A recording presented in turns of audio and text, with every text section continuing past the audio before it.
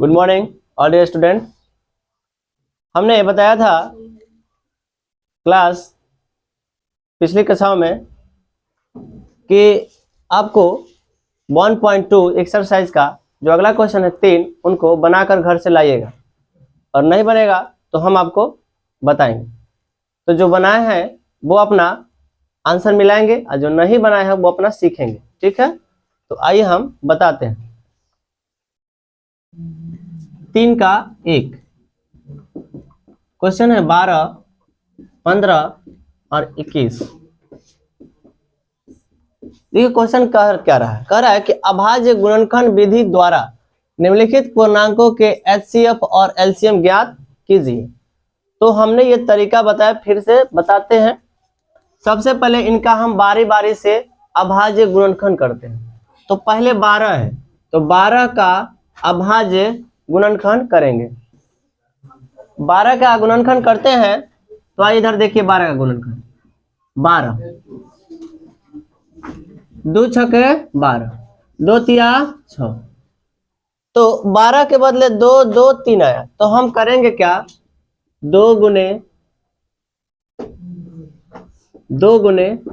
3 करने के बाद इनको पावर में चेंज करते हैं। तो 2 पे पावर 2 होगी और 3 के पावर 1 होगी। तो 12 का हमने अभाज्य गुणनखंड कर लिया। अब आगे करते हैं 15 का। तो 15 का तो बहुत आसान है, 3 5 15 और टूटेगा ही नहीं। तो 3 गुने 5 अर्थात 3 पर पावर 1 और 5 पर पावर 1। अब 21 का तोड़ते हैं तो ये 3 7 21 होगा। तो 3 गुने 7, 3 पर पावर 1 और 7 पे पावर 1। अब इसके बाद हम लोग करते हैं एचसीएफ निकालते हैं। एचसीएफ, तो एचसीएफ निकालने का तरीका यह है कि जो सब में कॉमन होता है वही एचसीएफ कहलाता है, जो नहीं होता है वो नहीं होता है। तो हम देखेंगे इन तीनों में तो मात्र एक ऐसा 3 ही है जो दिख रहा है, मात्र एक 3 ही दिख रहा है जो सब में कॉमन है। तो ये आंसर क्या होगा, 3 होगा। देखो यहाँ पे यहाँ पे यहाँ पे, अर्थात तीनों में आपको क्या दिखाई दे रहा है, कॉमन 3। तो इसलिए आंसर क्या होगा 3, और कोई दिखाई ही नहीं दे रहा है, इसलिए एचसीएफ जो होगा वो 3 होगा। एचसीएफ 3 हो गया। अब एलसीएम निकालते हैं। तो एलसीएम बताए थे कि सबसे छोटे से लेकर बड़े के पास जाते हैं और जो अधिकतम घात वाला है उन्हें उतारते हैं और मल्टीपल में करके उनको सॉल्व करते हैं, तो वो एलसीएम आ जाता है। तो यहाँ देखिए 2 से बड़े की ओर सबसे छोटा 2 है, तो देख रहे हैं 2 का सबसे अधिकतम घात वाला जो है यही है। ये 2 पर पावर 2 उतर जाएगा। फिर आगे बढ़ते हैं तो 3 दिख रहा है, यहाँ 3 है, यहाँ है। तो 3 का अधिकतम पावर जो है एकमात्र 1 ही है, 3 पर पावर 1 है।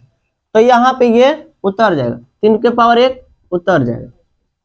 फिर आगे बढ़ रहे हैं तो 5 आ रहा है, तो 5 का भी अकेला है ये, तो ये भी उतर जाएगा। 7 देख रहे हैं तो ये भी अकेला है, ये भी ये उतर जाएगा। अब इनको सॉल्व करते हैं, आंसर जाएगा। तो 2 दूनी 4, 3 एकम 3, 5 एकम 5 और 7 एकम 7। गुना करेंगे, 4 तिया 12, 12 5 60 और 60 को 7 से गुना करेंगे तो 6 7 42, 420। यानी इसका एलसीएम आ गया 420। तो ये एचसीएफ हो गया, एलसीएम हो गया। आप आंसर मिला लीजिए सही है कि नहीं। अगर जिनका गलत है वो अपना सुधार ले। अब हम लोग 3 का 2 बनाते हैं। आइए देखिए 17 का जब हम अभाज्य गुणन करेंगे, ये खुद एक अभाज्य संख्या, ये किसी से कटेगा ही नहीं, यानी 1 के अलावा किसी से कटेगा नहीं। तो इसका जो अभाज्य गुणन 1 गुने 17 होगा। फिर 23 को देखते हैं, तो 23 भी एक अभाज्य संख्या, ये भी किसी से नहीं कटेगा, मात्र 1 से ही कटेगा, 1 गुने 23 होगा। फिर 29 को देखते हैं, तो 29 भी एक अभाज्य संख्या है, ये भी किसी से नहीं कटेगा, एकमात्र अपने आप और 1 से, तो 1 और 29। अब देखिए यहां पर देखेंगे ये इसका अभाज्य गुणन हम लोग कर दिए।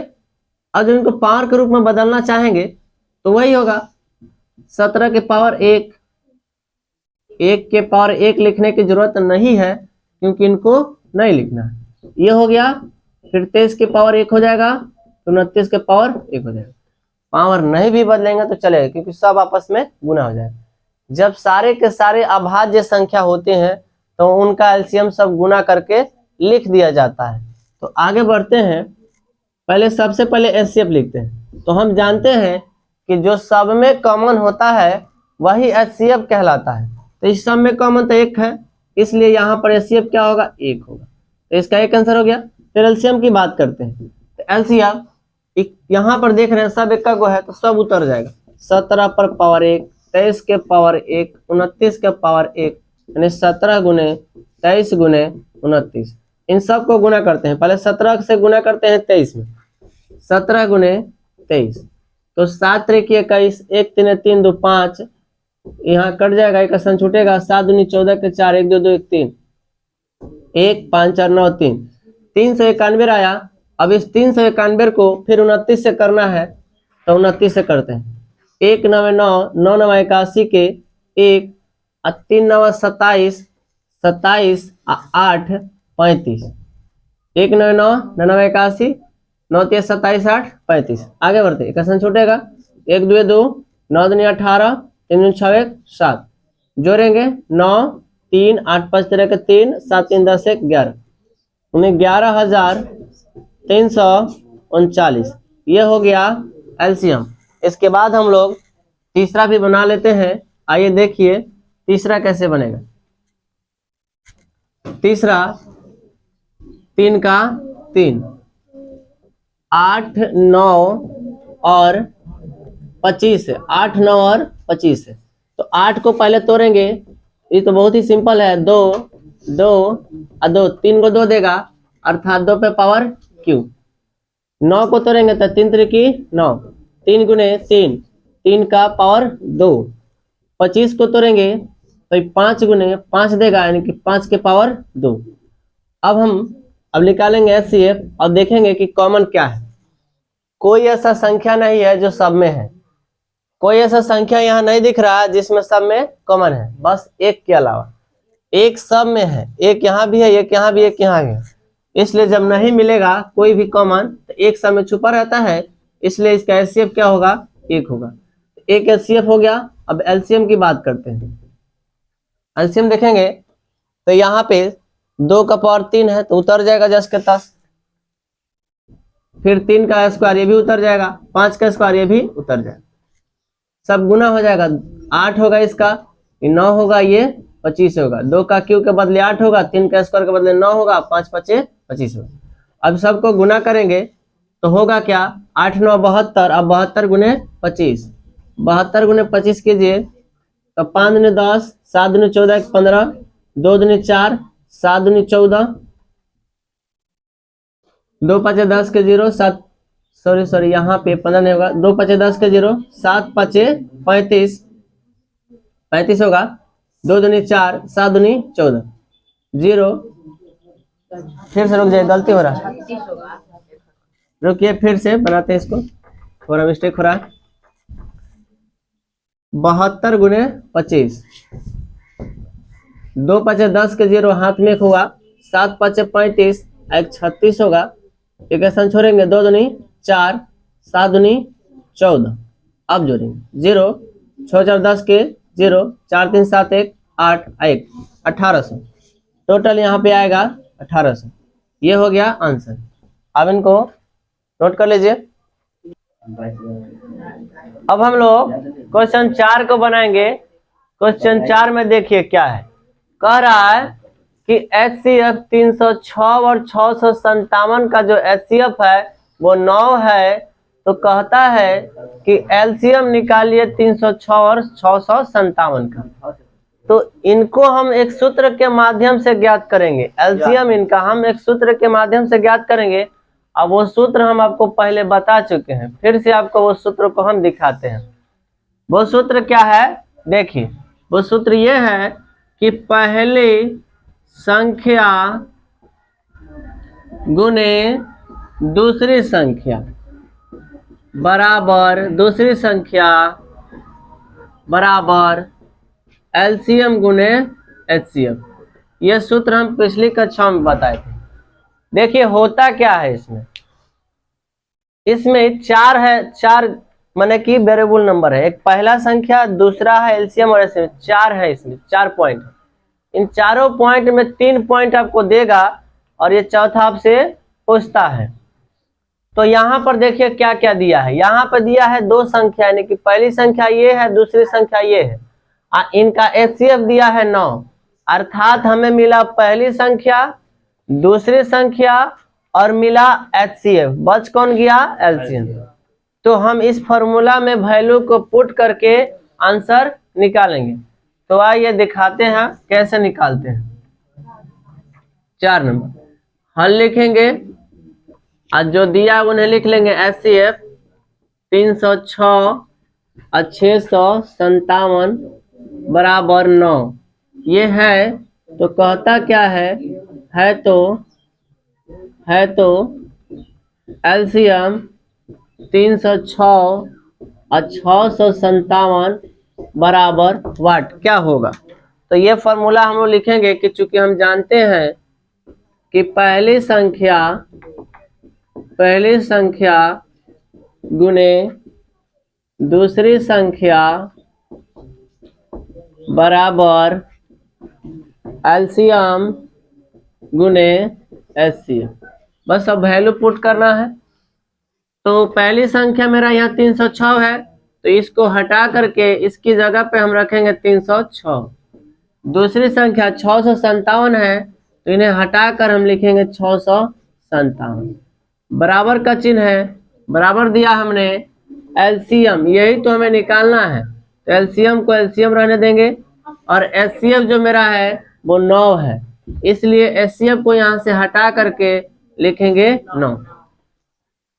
अब हम लोग आगे बढ़ेंगे तो होगा क्या, यहाँ से 9 हटेगा तो इसके नीचे आएगा।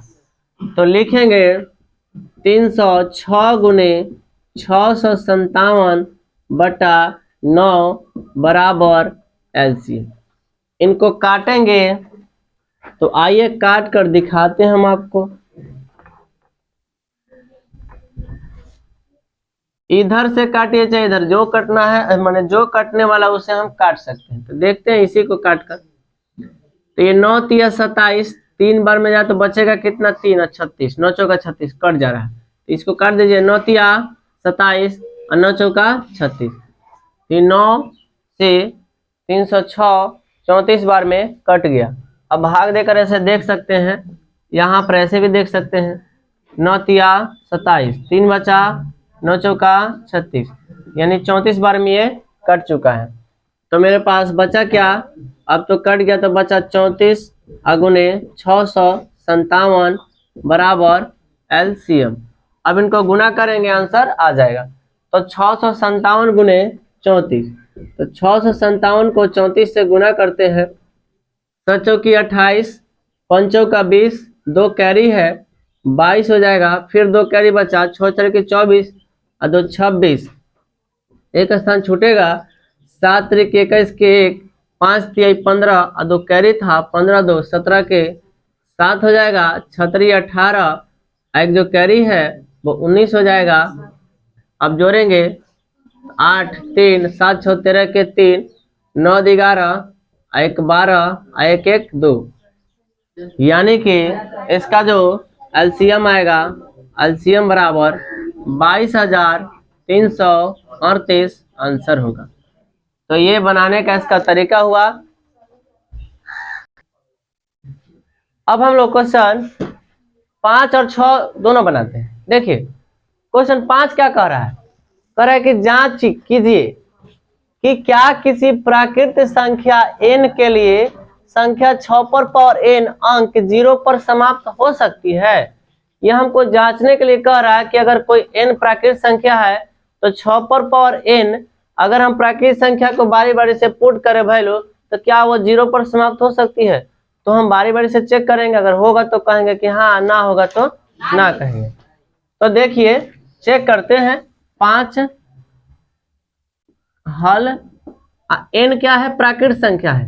n जब प्राकृत संख्या है तो इसका मतलब है हमें पता है कि प्राकृत संख्या हम किसे कहते हैं, वैसी संख्या जो गिनती में काम आती है, अच्छा है चाहे 1 से लेकर इन्फिनिटी के बीच में पाई जाती है, उसे हम प्राकृत संख्या कहते हैं। मैंने परिभाषा इसका बताया था पिछली कक्षा में।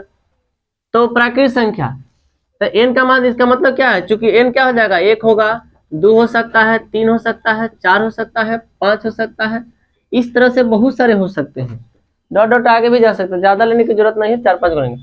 अब प्रूफ क्या करना है, प्रूफ करना है 6 पे पावर n के अंक जो है, ये वाला अंक n है, 0 पर समाप्त हो रही है कि नहीं। तो हम बारी बारी से पुट करेंगे n का मान। पहले n का मान क्या रखते हैं, 1, पहले रखेंगे n का मान 1। देखिए जब हम n का मान 1 लेते हैं, n बराबर 1, तब तो 6 पे पावर n है, तो देखिएगा, तो 6 पे पावर n है, n का मान 1 ले रहे हैं, तो 6 पे पावर 1 रख दिया वहां पे n की जगह पे, तो 6 पर पावर 1 का मतलब 6, 1 बार 6 एकम 6, तो क्या 0 आया, नहीं आया। और 0 आने के लिए बात कर रहे हैं, 0 नहीं आया। और देख लेते हैं, 6 पे पावर n बराबर 2 रख लेते हैं, तो 6 पे पावर 2, तो 6 पर पावर 2 का मतलब 6 गुने 6 2 बार, तो 6 1 36, अभी भी नहीं आ रहा है। और ले लीजिए n बराबर 3, 6 पे पावर 3, तो 3 का मतलब 3 बार गुना में, तो 6 गुने 6 गुने 6, इसको गुना करें 6 1 36, 36 छक्के 216 होता है।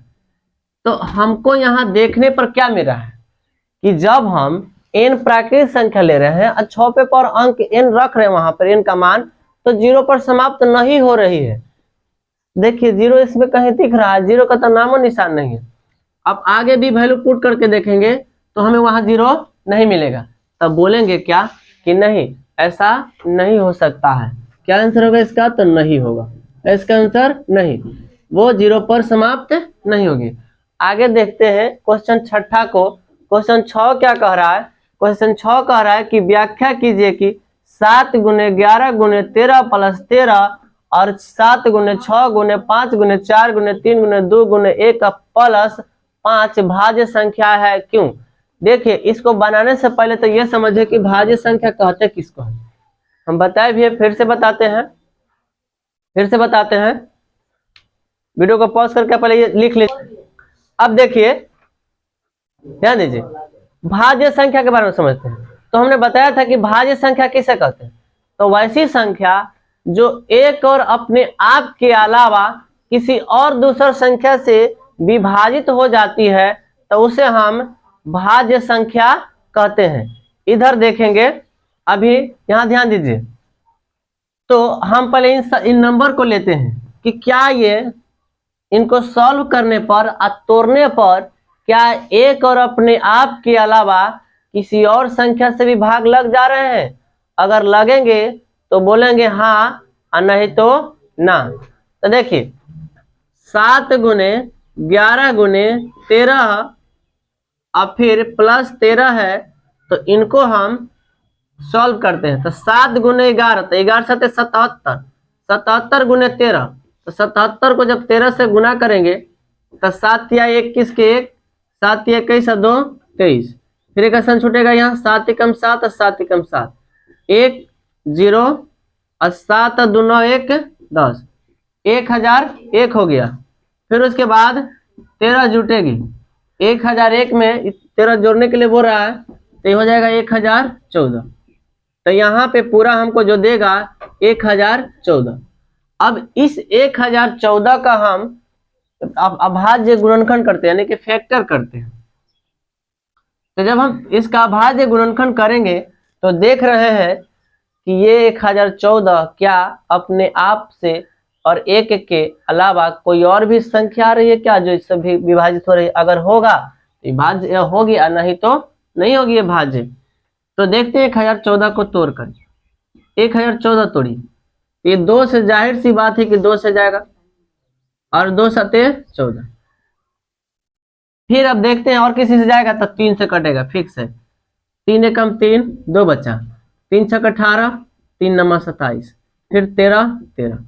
अब देखिए इसका जब 1014 का हम, आप देखो यहाँ लिख करके 1014 को जब हम तोड़ेंगे तो 2 गुने 3 गुने 13 और 13 आ रही है। तो जाहिर सी बात है यहाँ पे साफ साफ दिख रहा है कि जो 1014 वो भाज्य संख्या है। क्यों? क्योंकि ये संख्या है अपने आप से तो लगभे कर रहा है, 1 से तो लगेगा फिक्स है, 2 से भी भाग लग जा रही है, 3 से भी लग जा रही है और 13 से भी लग जा रही है। इसका मतलब है कि ये भाज्य संख्या है। अब उसको भी चेक कर लेते हैं, इनको भी, क्या ये भी भाज्य संख्या है कि नहीं। तो आइए देखते हैं, पहले उनका पहले तो सॉल्व करना पड़ेगा, तब उसके बाद फिर तोड़ेंगे तो पता चलेगा है कि नहीं। 7 और लिखेंगे 7 गुने 6 गुने 5 गुने 4 गुने 3 गुने 2 गुने 1 प्लस 5।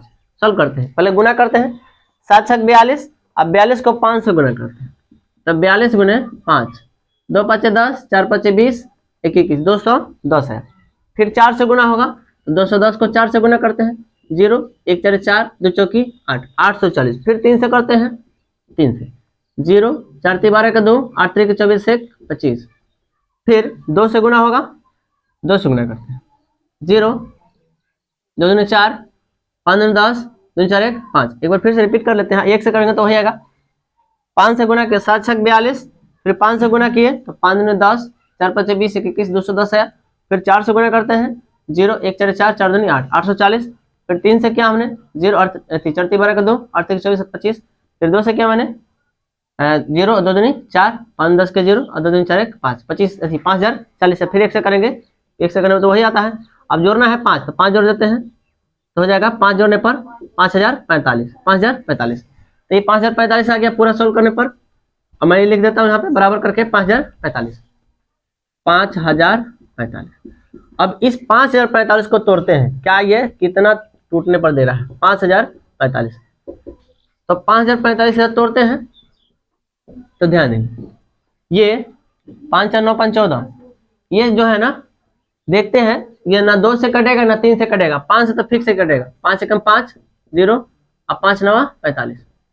फिर आगे जाके देखे तो आगे जाने की जरूरत ही नहीं, क्यों? क्योंकि यहाँ देखने से साफ साफ पता चल रहा है, हम भाज्य संख्या का परिभाषा जानते हैं कि वैसी संख्या जो एक और अपने आप के अलावा किसी एक को से कट जाता है तो वो भाज्य कहलाता है, और नहीं कटता तो अभाज्य कहलाता है। तो यहाँ तो 5 से कट ही जा रहा है, 1009 से कट ही जा रहा था, जाहिर सी बात है कि ये भी क्या है, भाज्य संख्या। ये लिख देंगे कि 5 से कट रहा है, 1009 से कट रहा है, तो इसका मतलब क्या है, ये भी क्या है, भाज्य। तो यही हमसे पूछ रहा है क्यों, तो बोलेंगे यही बात, क्यों, क्योंकि क्योंकि यही आंसर लिखेंगे, क्योंकि ये एक और अपने आप के अलावा अन्य संख्या से भी विभाजित अन्य संख्या से भी विभाजित है। इसलिए ये संख्या क्या है, इसलिए यह संख्या भाज्य है, इसलिए ये संख्याएं भाज्य संख्या है।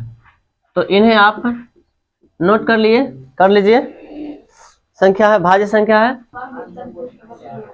अब ध्यान देंगे, एक्सरसाइज 1.2 का लास्ट क्वेश्चन 7 बनाते हैं। थोड़ा क्वेश्चन लंबा इसलिए हम लिख नहीं रहे हैं, सुनिए क्वेश्चन क्या है। क्वेश्चन कह रहा है कि किसी खेल के मैदान के चारों ओर एक वृत्ताकार पथ है, इस मैदान का एक चक्कर लगाने में सोनिया को 18 मिनट लगते हैं, जबकि इसी मैदान का एक चक्कर लगाने में रवि को 12 मिनट लगते हैं।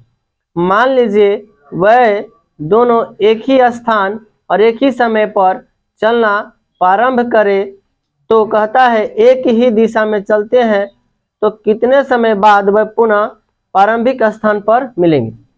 जब ऐसा क्वेश्चन आएगा तो हमें इनका लॉसन निकालना होता है। तो देखिए फिर से एक बार समझाते हैं क्वेश्चन कह क्या रहा है। कह रहा है कि एक वृत्ताकार पथ है, ऐसा गोलाकार पथ है, एक सोनिया नाम की लड़की है, उसे इस वृत्ताकार पथ को एक बार घूमने में 18 मिनट लगता है, सोनिया को 18 मिनट लगते हैं। और एक और है जिनका नाम है